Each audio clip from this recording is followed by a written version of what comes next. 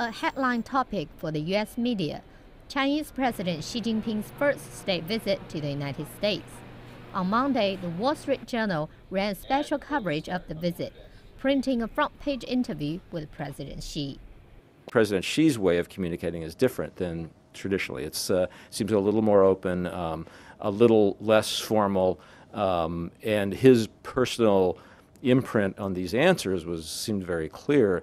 In this case, I think it was a sign that there's definitely a change and evolution in the way the Chinese government in general, but also this Chinese president communicates to the American public and to news organizations like the Wall Street Journal.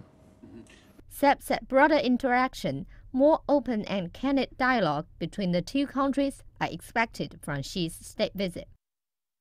Caroline Atkinson, U.S. Deputy National Security Advisor, says though a lot of issues will be covered, economic cooperation will be the most important one. The top of the economic agenda is how the United States and China can work together to promote a strong and stable global economy, to support growth in each other's economy, and a rebalancing so that China is assisted in its transition to a consumption-based economy. The United States economy has been quite strong for a number of years now, and we look forward to seeing renewed strength in the Chinese economy also. And former U.S. Treasury Secretary Henry Paulson stresses that common interests between the two countries outweigh their differences. He hails China's efforts and progress made in economic reforms. What goes on in the real economy is most important. You're always going to have ups and downs in the markets. You're always going to have overheated markets.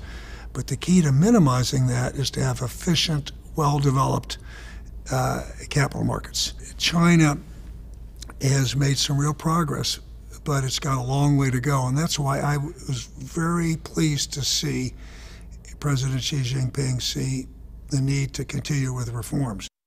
The visit is also a hot topic for the U.S. public, from Seattle to Washington, D.C., where Xi Jinping is making his presence felt. Mao Dan, CCTV.